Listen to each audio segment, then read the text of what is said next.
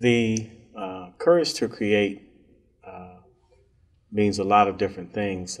Number one, it is having the courage to express oneself in many different ways, and have the courage to say what's on your mind. Many of the students that's going to be participating in this Courage to Create poetry competition will be expressing themselves via issues and concerns that they have about social justice and injustice. Students will have an opportunity to use this as a vehicle, not only to express themselves, but really, I think, set a platform for some of the things that will happen in the future. Being able to write and express yourself and learn not only the classics but of literature and poetry, but also to develop their own ideas and be original. And I like the idea of students being original with their own work and expressing themselves through this medium. You don't know where your life is going to take you. So you could very well be using your own poetry in a speech. They could end up teaching. They can end up as an activist, a CEO, a doctor, it doesn't matter, lawyer. Whatever the case is, I think that the expression, the writing, is something that they'll use for a lifetime. If there was one person who showed the possibilities to create something different, it was Dr. King. He is a person who changed the way we look at each other.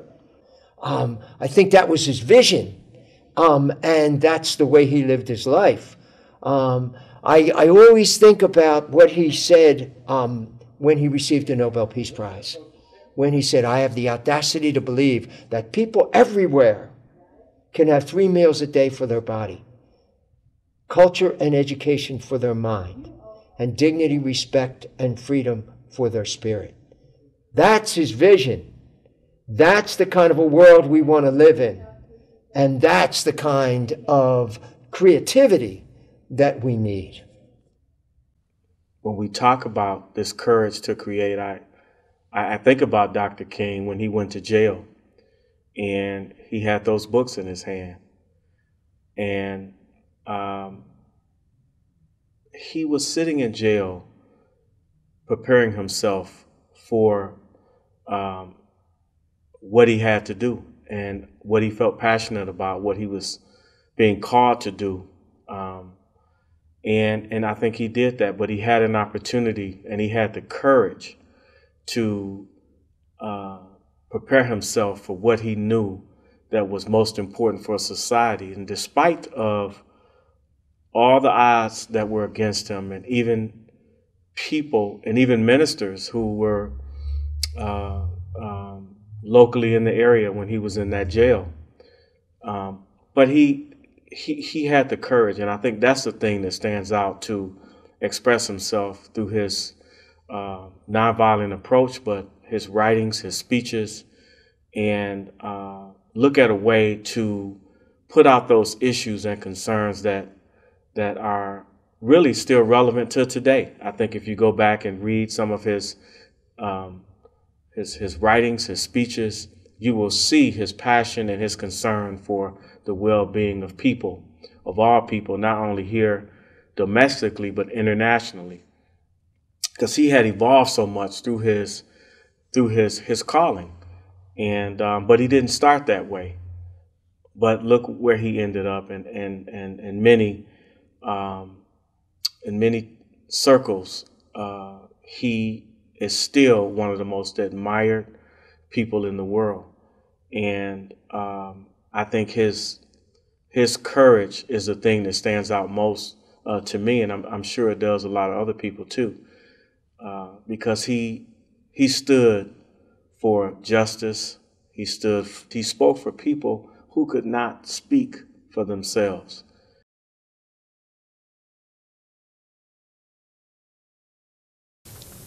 Unfinished. Keep the past part of the present. Let his death not be in vain. because the struggle must continue and society must change. He had dreams of peace, equality, remembrance only just, and because our destiny is up to each and every one of us, the one in every million man can change the world so much. Unity is me, you and me, him and her, or they, when cooperative, together then united we shall stay. One of the reasons I like to write, and I think it's important for everyone to write, is that it helps you to process what you think and what you experience, and only you can tell your story. So you're almost, I feel, obligated to write. And by sharing your story, that's how we all find out about each other. I just think that is so important. I also think that writers are a lot like comedians because we're the kind of people that will say things that everybody else thinks, but they don't say because it just seems too weird. It's your job to say those things if you're a writer. You also have to give yourself permission to write about stuff that might be hard. Where were you when you spoke of freedom and peace? The marches for love, respect, and equality. If you weren't there, you watched. If the power surged through your soul, you marched. Maybe your parents marched on Washington with King, all people united to lift every voice and sing. We have to be mindful of the suffering and the plight of people who just could not help themselves. And when we see this conscientious ignorance, we have to speak about it. We have to talk about it. We can't be too afraid to engage in dialogue in ways that we have to engage in dialogue that will help us come to some reasonable and some actions that can help people get where they need to be.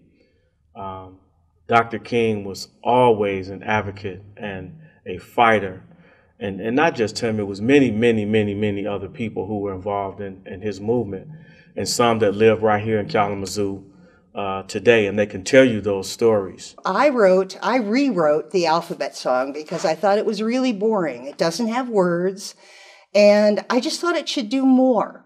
So I'm going to give you my version of the alphabet song. You can hear the alphabet hidden inside of words. Take the A train to the barbecue, don't have a seizure at the depot. It's easy in society to be an effigy. H, I jaywalked to the K-Mart at the elevator. I debarked, I emptied my energy. Oh, say, can you see my PhD? Rescue me, or are you escaping into charity? You vehemently give double. You are troubled. Sense extinction in the skies. You are wise. It's the modern disease.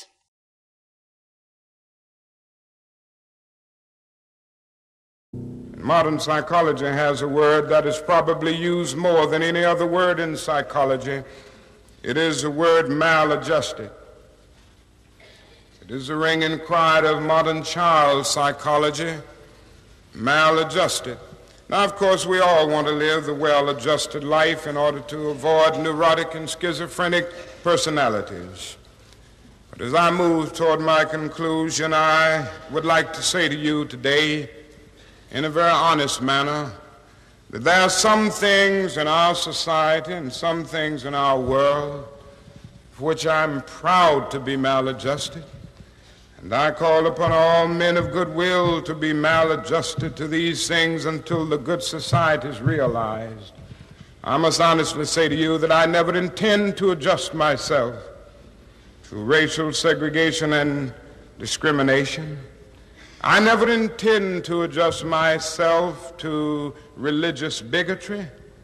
I never intend to adjust myself to economic conditions that will take necessities from the many to give luxuries to the few and leave millions of God's children smothering in an airtight cage of poverty in the midst of an affluent society.